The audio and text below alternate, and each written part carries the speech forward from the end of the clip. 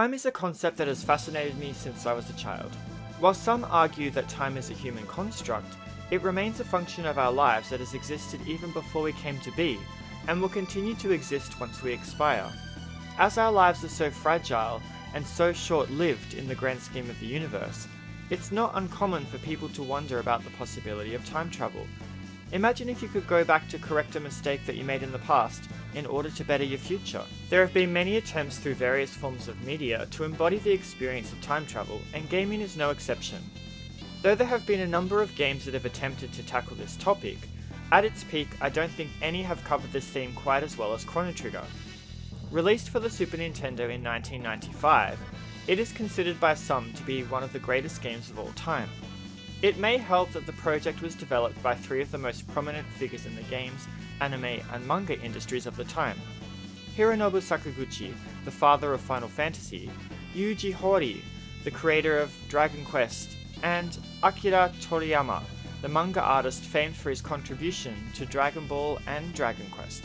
Dubbed the Dream Team, the project was destined to prevail. Chrono Trigger has been ported to the Sony PlayStation, Nintendo DS, iOS, and the PC via Steam. I must note that at the time of its release, many considered the Steam port to be a mess. The graphical upgrades created jaggy pixels in the chipsets, and the characters all looked blurred and washed out. The menu interfaces were gigantic and touch-based, and the text font was very unappealing. Since many people complained, patches were implemented that now allow people to play the game in its near original form. Some of the changes that were made were kept intact, but I think they aren't all that bad. I'll discuss them in more detail a little later, but for the purpose of this review, I played Chrono Trigger via Steam, set to the original graphical settings. In Chrono Trigger, you take on the role of Crono. Crono isn't a hero by any means. In fact, he's just a boy living with his mother in the peaceful kingdom of Guardia. The game starts off much like a regular 90s child's routine. Imagine, maybe you stayed up too late the night before, so you're sleeping in. Mum comes in and rips open the curtains, sending a deluge of light slashing down upon your face. "Wake up, sleepyhead," she chastises you. She knows you're a night owl by nature, but also understands that you wouldn't want to miss one of the biggest festivals of the century. In this unassuming way, the character is immediately relatable to the player. I know there have been some occasions when I was woken up in the exact same manner as a child. It also helps that Crono is a mute protagonist, which further lends to the ability to project yourself onto him. After sluggishly getting out of bed, Crono heads to the Millennial Fair of the Kingdom of Guardia. At the festival, he runs into a girl, literally, who introduces herself as Marl and decides to accompany him for the day. After partaking in various activities, Crono and Marl stop by the sideshow of one of Crono's famous inventor friends, Luca. It appears that none of the crowd want to take part in a demonstration of the new machine that she has built, so Luca urges Crono to try it. The machine miraculously transports Crono from one pod to another, much to the delight of the crowd. Marl, not wanting to miss out, decides that she wants to have a go too. However, when the machine is powered on, it reacts strangely to the pendant that she is wearing, ripping a hole in the fabric of reality, consuming her. Realizing that maybe Marl isn't who she originally said she was, Luca urges Crono to follow after. Here, the adventure begins. Traveling back in time and realizing that Marl is actually Princess Nadia of Guardia Kingdom, Crono and Luca are able to set right events in the past that consequently made Marl cease to exist due to her presence in that time period. After returning to their own time and returning Princess Nadia to Guardia Castle, Crono is accosted and put on trial for her kidnapping. It's interesting how the game plays this out, as the actions of the player from the Millennial Fair will determine whether Crono is found to be innocent or guilty. For example, if you helped a stray cat back to its owner, the owner will vouch for Crono's character. What I found fascinating about this trial is the cause and effect theory that is used to determine its outcome. On a micro level, this is what the whole game is really about. Inevitably, regardless of whether or not Crono is declared innocent, he'll be scheduled for execution. This echoes the macro level theme of the game as a whole. Despite what we do in our lives, and despite the changes we may try to make, is our eventual destruction inevitable? Eventually, in a distant future, Crono and his friends discover that the post-apocalyptic landscape is actually their own world, many years in the future. By coincidence, they happen to witness captured video footage of the point of their world's destruction, and this sets their resolve to try and find a way to stop this eventuation. I must note that whilst it is possible to achieve the outcome of stopping this event, The ending placed into the DS remake of the game, and events in Chrono Cross, the sequel, suggests that whilst the world didn't get destroyed, the people that Crono and his friends tried to protect will inevitably perish anyway. During the course of the game, Crono and his party can travel to a number of eras along the timeline of the planet from the prehistory era of 65 million BC, where the world is in its primitive stage, right through to the post-apocalyptic future of 2300 AD. Each of the different time periods have their own storylines and affect each other in varying ways. For example, in 1000 AD there is a race of people called mystics who despise humans and thus inflate their store prices when you attempt to buy anything from them. This is due to a war that occurred in 600 AD. However, if you remove the leaders of the mystics' army in 600 AD, then the 1000 AD mystics become peaceful and will allow you to buy goods at the normal rate. I think the game did a great job of reflecting the butterfly effect changes across the different timelines, from the past through to the future.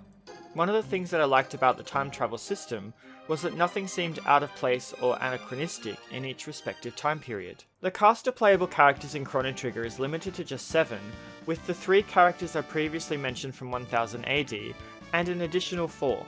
Frog, a soldier of Guardia Kingdom who was turned into an anthropomorphic amphibian, Robo, a metal construct from the far future, Isla, a cavewoman from the distant past, and another character who plays a pivotal role as he appears in multiple eras and can optionally be recruited into the party. Whilst usually smaller parties are great because it allows for character interaction and development, I felt that this was one of the game's weaknesses. Due to the way that the game is programmed, characters will not interact directly with each other, but rather produce a variant of dialogue based on who's in your party at the different plot points in the game. For example, when you take Isla with you, most of her dialogue is primitive conversation that doesn't really move the plot or her character forward. Most of the interaction and development, rather, happens between non-player characters in the party. This doesn't make the game bad by any means, however it limits the amount of development the party has, especially within their interactions with each other. I feel like I must mention this as the game is often touted as being one of the best games ever made, but I felt like this is an area that could be improved upon. That's not to say that the characters are as dull as trying to guess the winning racer at the Millennial Fair. Far from it. In fact, the character that has the most development was Frog.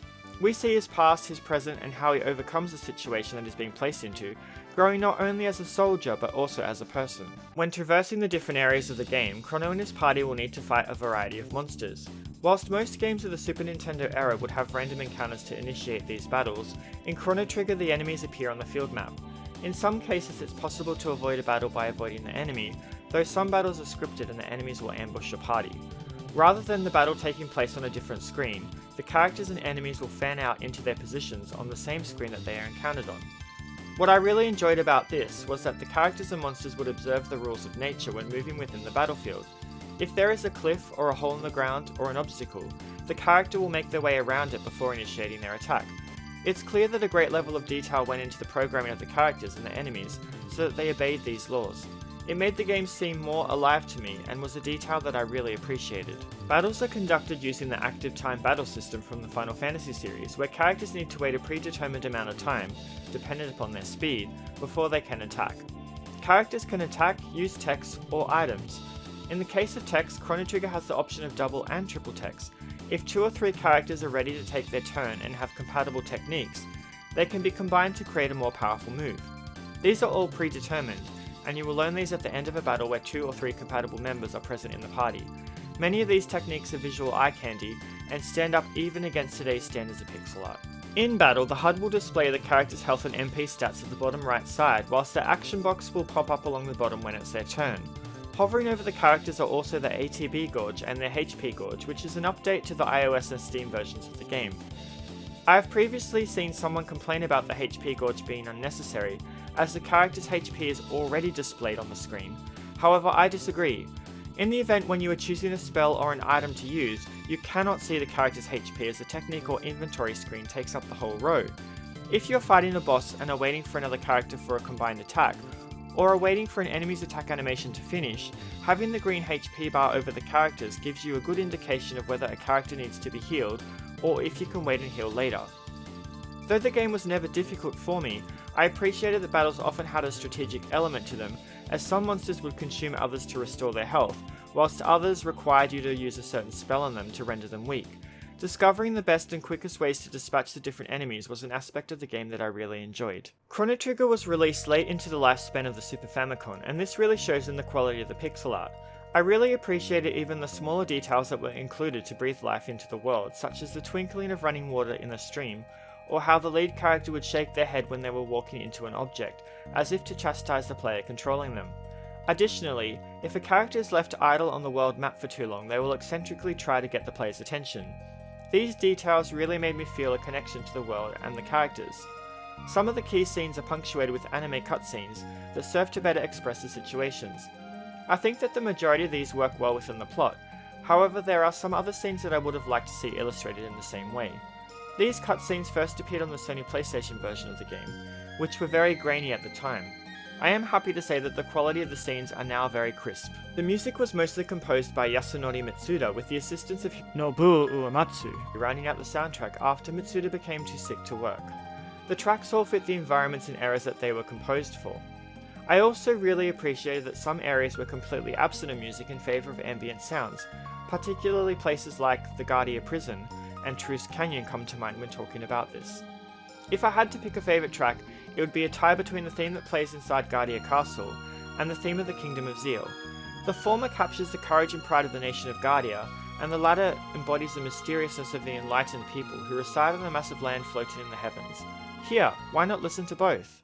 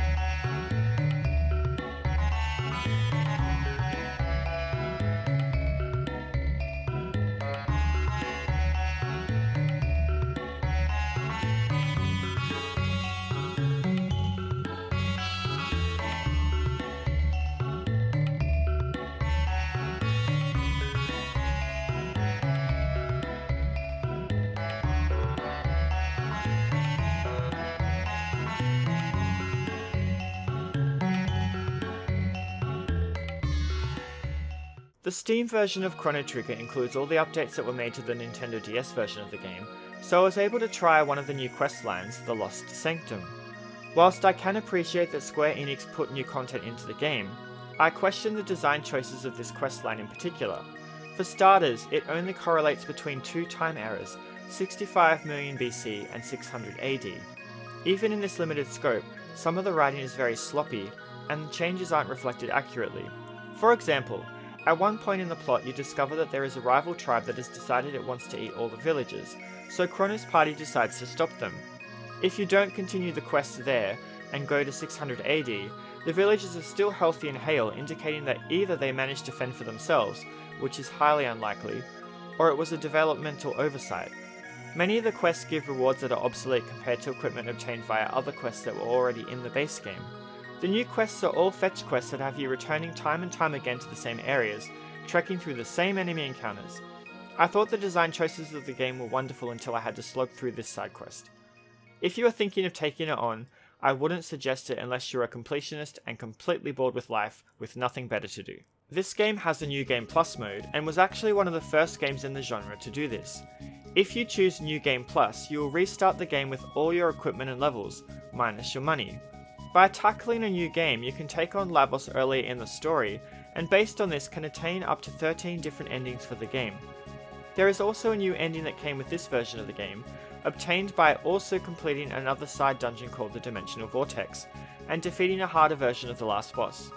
This can only be tackled in New Game Plus. I didn't do it myself as I'm not a fan of this mechanic, as usually once I've beaten a game, I want to move on to the next one. Sadly, in my life I have finite time for games compared to when I was a child. If only I could time travel back to the past and play more games with the boundless time that I had up my sleeve then. If you do like replaying a game though, then this game certainly has that value.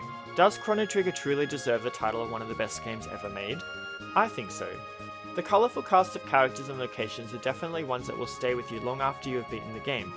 The themes contained within also echo modern existentialism theories, and further cement themselves in the psyche. If you have not yet had the pleasure of playing this game, I would highly recommend that you try and find an opportunity to play it. By the way, what is the game that you would classify as the greatest ever made? I personally don't like to put such a title on a game, as the notion is completely subjective. However, saying that, I would appreciate hearing about what games in particular moved you, or inspired you in ways that other games have not. Please let me know in the comments. As always, thanks for your time and I look forward to seeing you again next time.